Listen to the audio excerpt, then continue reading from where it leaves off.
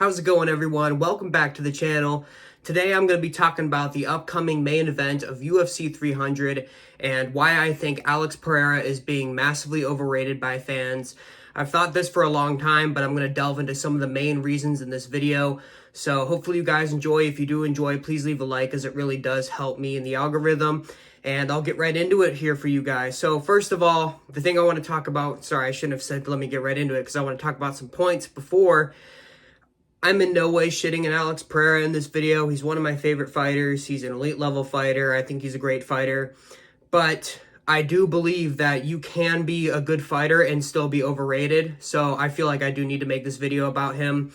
So the main points I want to discuss about the Alex Pereira situation is, him being KO'd in the past, his kickboxing record, his age, the way people perceive him, his leg kicks and his left hook, and his hit ability.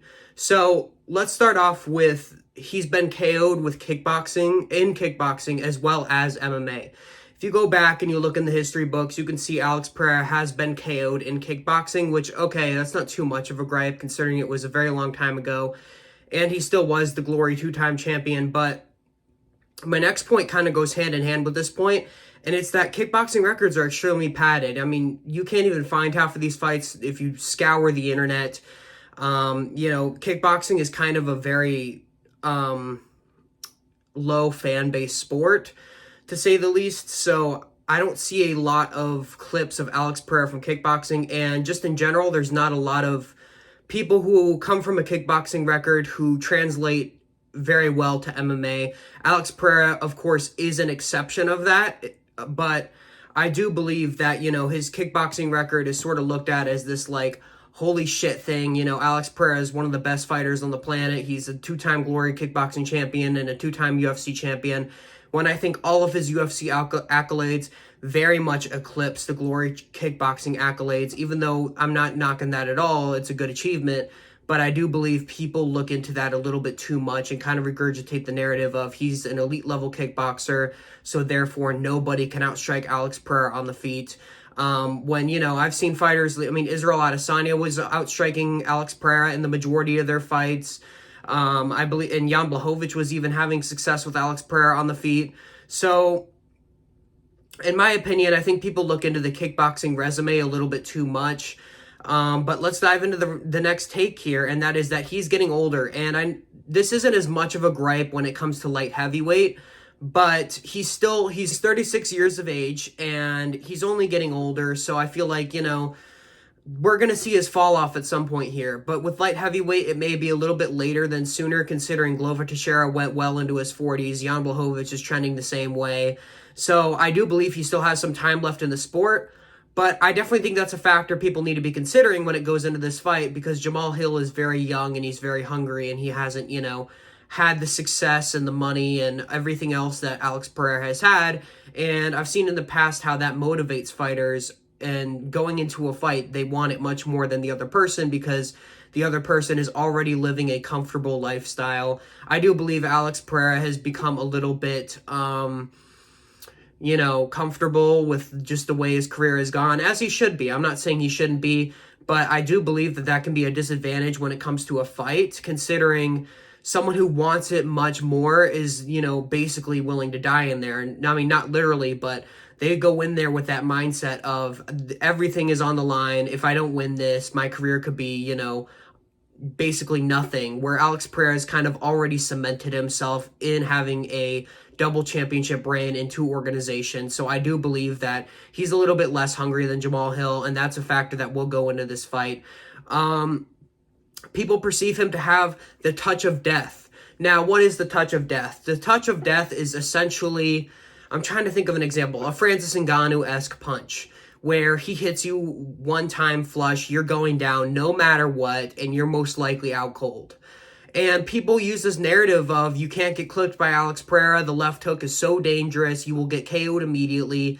And I do believe that Alex Pereira has massive, massive power in his left hook, but we've seen people eat these left hooks, Israel Adesanya ate a lot of left hooks in their UFC fights until, a couple of them really got him bad and got him out of there. But overall, I think that narrative's a little overblown. I mean, hell, even Jan Blachowicz was eating those for breakfast. I mean, he was just, and I know Jan Blachowicz is fairly durable, but still, it's to be said that, his power is a little bit blown out of proportion, per se. Another thing is people really look at his power in his hands and the left hook particularly as this is the best thing Alex Pereira is good at. That's his main success to a fight. When in my personal opinion, I believe his best attribute when it comes to fighting is his leg kicks. I believe his leg kicks are extremely dangerous. They're untelegraphed, they're fast, they're heavy. So I do believe, people overlook his leg kicks and overblow his left hooks just because they watch Alex Pereira's highlight reel one time and they just see a bunch of left hooks when the leg kicks are what's really leading up to him eventually KOing someone with the left hook. Another thing I noticed about Alex Pereira watching some fights leading up to this UFC 300 main event is he's very hittable. He is very hittable. He doesn't move his head a lot. That's how Israel Adesanya caught him. He swarmed Israel Adesanya up against the fence, and Izzy counter struck, right hook, right on the chin, and put him asleep.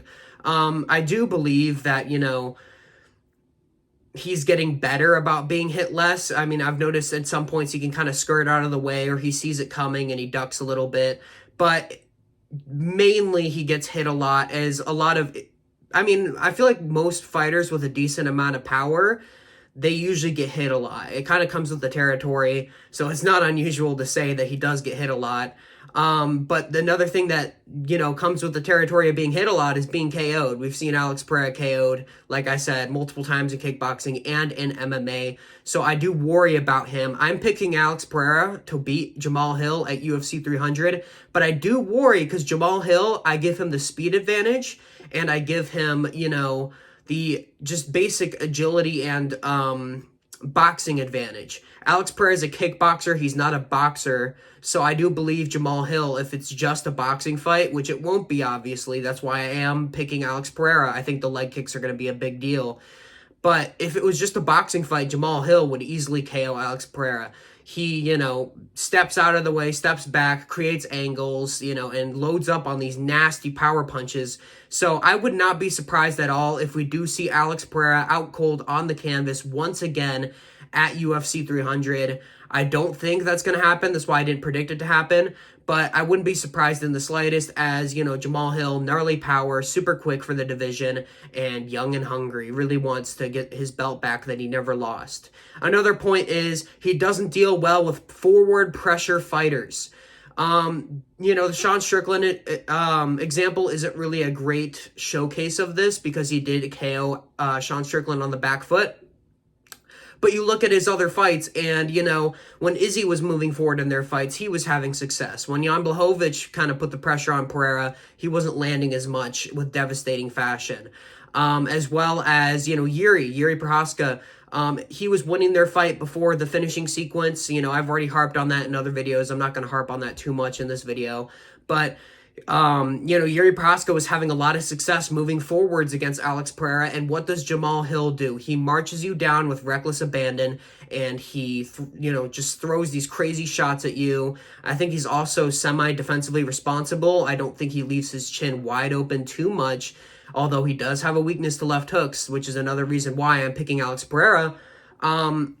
So I think, Jamal Hill will have a lot of success in this fight if he is able to back up Alex Pereira, because I imagine them both moving forward and meeting in the middle of the octagon. The question really is who's going to back up first, who's going to be put on the back foot and forced to strike on their back foot, because I also feel like Jamal Hill's not the best on his back foot. He's a little better than Alex Pereira is on the back foot, but I still believe that, he does his best work moving forward. So, I mean, it goes without saying, this is going to be an exciting fight. I believe one of these guys is 100% going to get KO'd.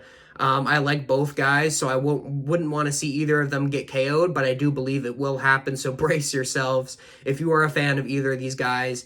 And I'm really looking forward to this fight, as I am the whole card. I mean, UFC 300 is an absolutely insane card, the best card on paper we have ever seen. If you want to hear more about UFC 300, check out my other videos on the channel, and I'll be releasing some more shortly. My full card breakdowns and predictions are out for UFC 300 as well. I will link it in the description. Thank you guys so much for watching. I hope you guys do have an amazing day.